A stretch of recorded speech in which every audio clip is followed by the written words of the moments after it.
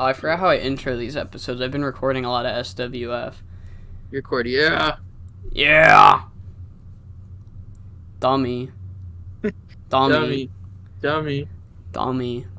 Dummy Dummy. danger zone. Dummy. Dummy. Dummy danger zone.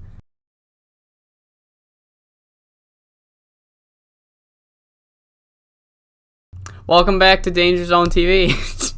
Danger zone. Yeah. Fireworks. So we're on episode 2? Should we count? The intro is a 0 or a 1? We counted as 0. Yeah, okay. We're on episode 2 of Danger Zone TV, and we've got nothing pre-booked. Absolutely nothing. Did any of these get pre-booked? I can check. I'm looking at it. I'm looking through it. I don't think so. Well, Angel of Mercy's debuting tonight. Absolutely. That's a huge fucking moment. He's debuting in the opener. The opener of the show. He's opening the curtain. Against Tribal Warrior. And we also have Raphael versus Gravedigger. That's gonna be intense match. And then should I say the main event, which is going to be no, because it gets pre-booked on the show. You should not say it. It's the team versus the team. It is a tag main event. There are 2 teams. Figure them out. Figure it out, and you got like 20 minutes to figure out. If you don't know, now you know. Now you know. So in news throughout the week, Pirata, is that how it's pronounced? Pirata Movado. He got unmasked. Yeah, that's he got unmasked. Dude is a pretty big deal in EILL history. So I wonder if I can. No, I can't look up company. I didn't want to go to the homepage, so fuck it. Yeah. We found a render that looks really similar to if he were to get unmasked, so that's pretty cool. And Cali Slick, you know how he main evented last week? This guy goes on Twitter or the Joe Rogan podcast or something, and he's just putting over how he's carrying the company. Not even a joke. That's what the news headline where it says, "Oh, Cali Slick is MVP." That happened. He gets one fucking main event, and it goes to his head. So absolutely, he went on Twitter. He went on the Dagoth War podcast, just constantly shitting on our champion, on our booking. I wanted to fire him and send him to Japan, so Pistol Pete could, beat the crap out of him. But 64 talked me down, so we just gave him a stern warning in the back. We took away his Twitter. Yeah. So if you see any promotionals for any kind of channels or whatnot, that's us. It's just so you're aware legally we got to say that. But I think that's enough of the news. That's all that really happened, and I think we should just get into the show. What do you think, 64? I think that we're going to open the show with my 2 favorite people in the company, Flex Garcia, Pecs Jimenez. They've been doing this since day 1 of Dave, and goddammit, is it still working? So we're not going to stop doing it. These 2 have jumped our world champion backstage at the end of the last show, and they come out today. Well, just Flex comes out today, and he says, Pecs couldn't make it. His flight was delayed. Fortunately for us, I have my good friend, my longtime friend, Flabby Frankie here with me. And Pecs Garcia comes out with a blonde wig. They couldn't find a black one. They couldn't even get his hair right. Not that you were in the right color. Not even the right color. It's just the closest one they found. There's really over-the-top eye highlights on it too, because he's emo. They tried to spray paint it black, so it's like a blonde wig with black spray paint all over it. They have a CZCW shirt, but they cut out one of the C's on accident, like Pecs' nipple was hard, so it just says ZCW. ZCW, and then it's just a whole mess. They were definitely worried how this looked backstage, but they just decided. It's like when you're at a school presentation, you just say, "Yeah, fuck it, just bring it out there." And then he's got a pillow, which sort of looks like Frankie's skin color, to dress up. So he's all flabby, and it's Flabby Frankie Perez, and yeah, they're just making fun of the fact that he looks slightly less bigger than they do. Because they're fucking slightly shredded. less, yeah. Because they're all natural, Flex and Pecs, definitely nothing going on there.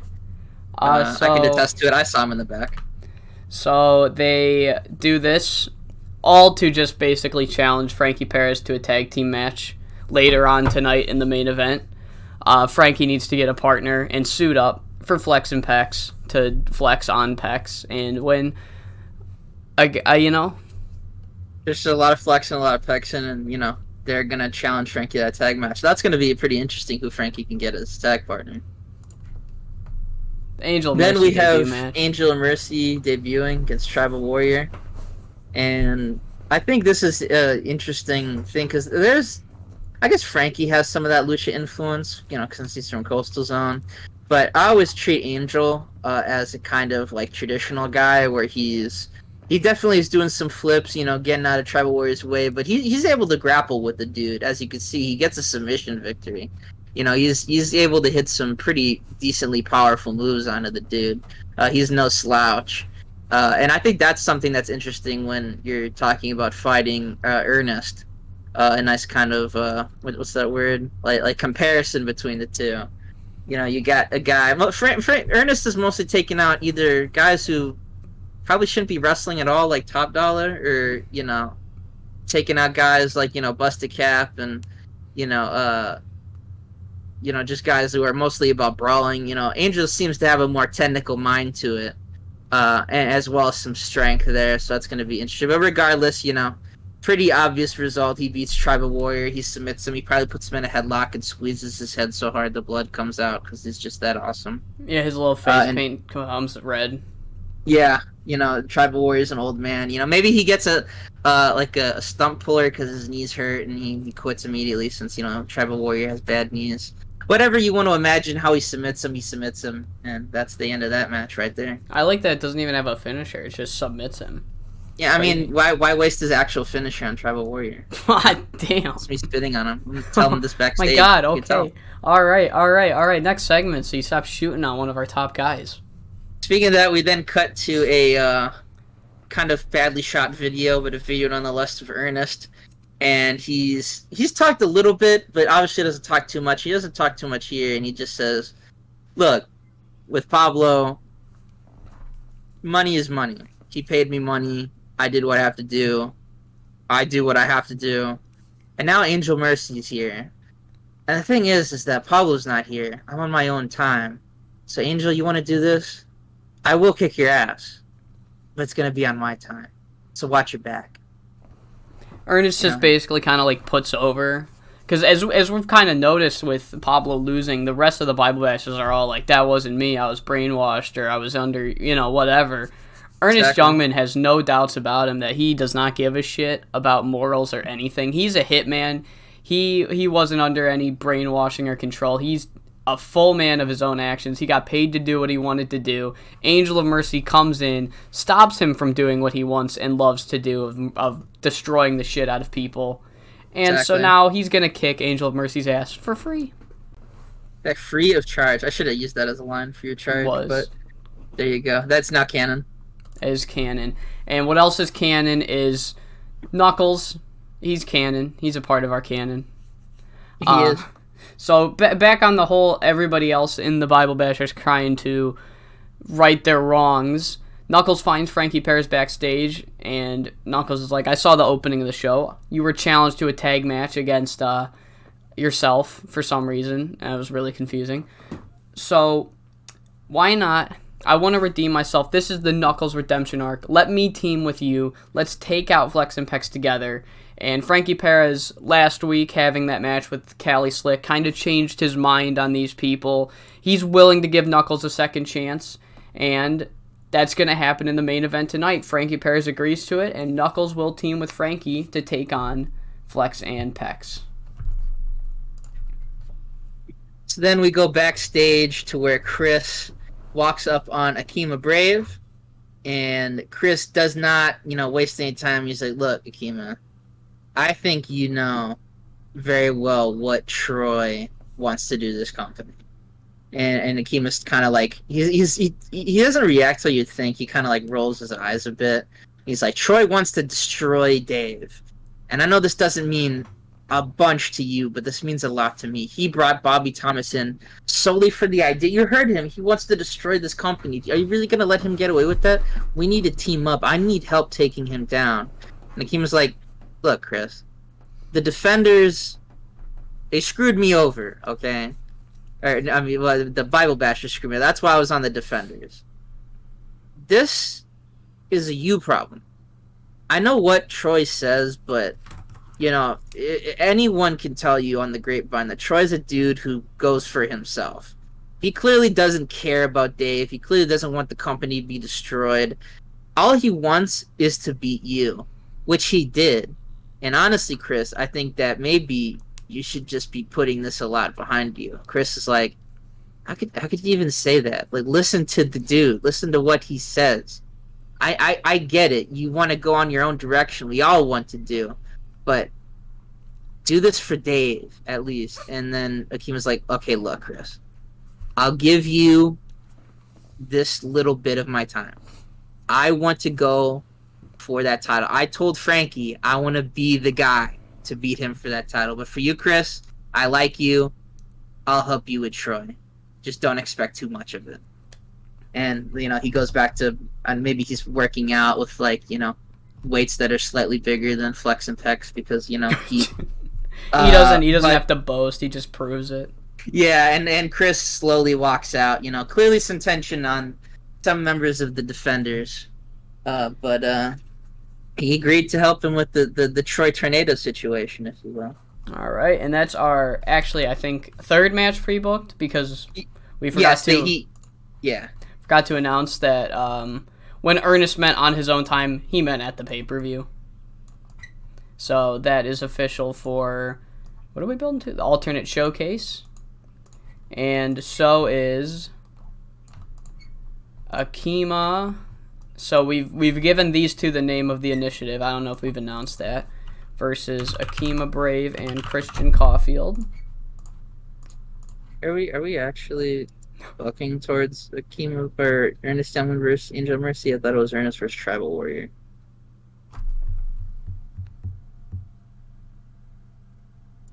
Right you are. Yeah. We could just do that. We could do that segment again. You are. Or the pre-booking part. Unless you want to leave this. No, that's fucking hilarious. We're gonna be there eventually. We'll be there. We'll get there, guys. See, this is what happens with Tribal Warrior is backstage. Fucking Tribal Warrior fucking sucks, dude. Cunt, and he's making us off our game. Thank God he's retiring soon. Yeah. Thank God. From life. Oh my God. Fucking Tribal Warrior. We then have Gravedigger versus Raphael, and this is a match that happens. No penalty, by the way. When? Why? Whoa. We talked about this, and I can actually do some TEW lore. It's only for medium companies or higher that get the penalty. Yes. I completely forgot that we're not a medium company. So that is the thing that can happen. But regardless, Grave over here, represents King Boone's court is the official, or the Crown. The Crown. The Crown. My brain farted in remembrance of them, who obviously are out there to support their boy. But Raphael is showing a little bit more intensity every day. He gets a little bit more of that Dave in him. It's the Dave dog that's in him. And he managed to hit him with the Cupid's arrow. Raphael kind of, we had this as the steal the show, so we get a lot of athleticism here, but Raphael's the more kind of... It's hard to describe Raphael. You see, he has that, indie wrestler vibe, but with some hardcore mix in him. So it always is hard for me to... I came up with the idea, and I still have fucking trouble trying to decide what he's going to be. But regardless, he beats Grave pretty easily, handily, in 7 minutes. And that leads to our next segment here, which is King Boone coming out. He helps... Mobstar helps his friend up. Susan's there. She wants money. She's not getting it. And King Boone points a big, meaty finger.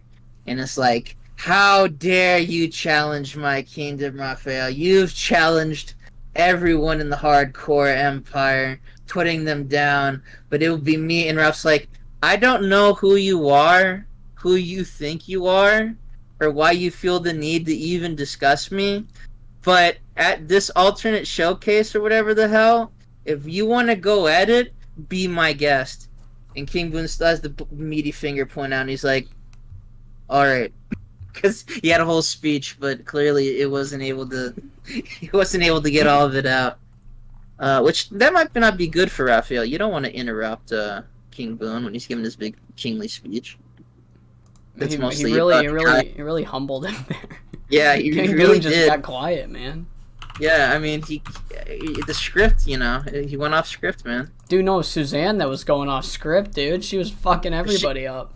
She just needs money, you know? God damn. Yeah, dude, she's fucking mad at me for not paying her, and now she's, like, holding us hostage, ruining our angles. You know, we gotta talk to her in the back. She's like, you guys know damn well I'm the only one that can cut a fucking promo anymore. Yeah, it's like, okay, you want to cut a promo? You can cut a promo on the unemployment line. Damn. Speaking of the unemployment line, we're hiring from there. Because Phil Bear hypes up the up-and-coming debut, not next week, but, is he at the pay-per-view, right? He's... I gotta... I think we're hyping up for him at the pay-per-view. Yeah. That's right, yes. So Phil Bear announces that we have signed one of the best free agents in the world today. He will make his debut at the pay-per-view against a challenger to be determined. We have signed Mr. Hugh Day-Ask, the hardcore pirate is what Dave's gonna call him.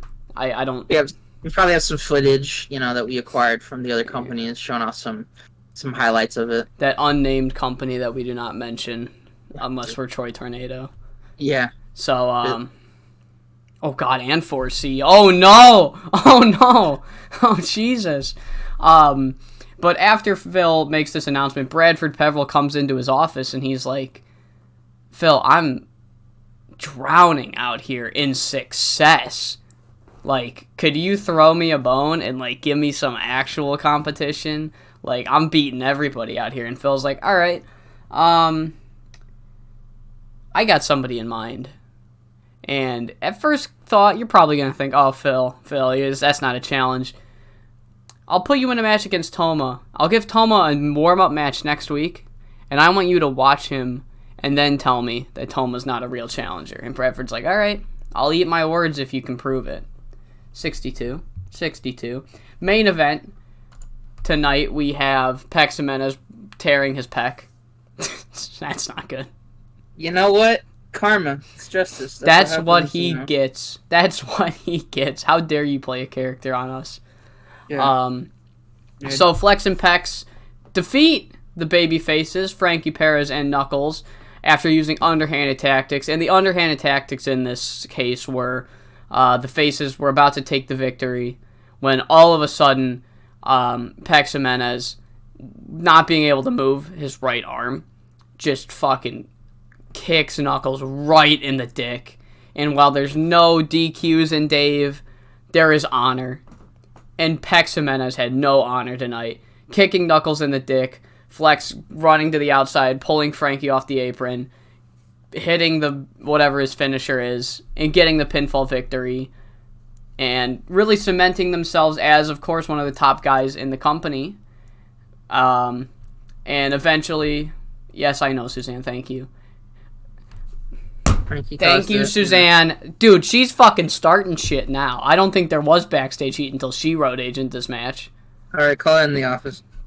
Oh my god. So Frankie Perez gets thrown back into the ring, and Flex and Pecs just kind of celebrate over his chode or whatever. They're just standing tall for the second week in a row, actually. Second week in a row, Flex and Pecs are standing tall over the baby faces. 77 to end the show. And we get a 75. Good. We can't see it, but I'm giving a huge thumbs up. All of the boys except Suzanne. We get a middle finger. Yeah, all of the boys. Fuck you, bitch. Yeah, but we have a huge amount of matches that have been made for the pay-per-view. Huge amount of matches that happen on this pay-per-view, which were just overall pretty good. We do have the injury to, was it Pecs? I believe they got it. Yeah. That shouldn't be too bad. It was a bruised pectoral muscle. Like, Yeah, he didn't tear it. He's working the show, Mark. He didn't tear it. I don't want to... Oh, no, well, we fucking announced. If Cody Rhodes can do it, you can do it too. Yeah, Cody Rhodes tore it. Come on, Pecs. Get over it. Yeah. I'll tear it. Whoa. Yeah, let me rip it off the bone, fucker. It's not what the noise it would make, but we can always pretend that it does. Oh my god, look at this. I think Keith invented it's called the bruise your pectoral muscle. No, Keith, what the fuck? Oh shoot, he's working through it. We'll be good. We'll be good. What a champion. What an absolute champion. We love to see it. But Will... King Cali Slick immediately went on Twitter again, I believe. No possibly. Fucking way. Oh, okay. Not the other one. Dude, he's he got heard what we said, so he focused his attention elsewhere. He's got such an ego problem, dude. Jesus. Absolutely. Oh my god, Cali Slick might be going in the business for himself, but yeah, it's gonna do it for this one. Anything you wanna add? No, I mean, tune in next time. Same Dave time, same Dave channel. Tune in next time where we will make more references to LA Knight, our favorite wrestler in the world. Yeah.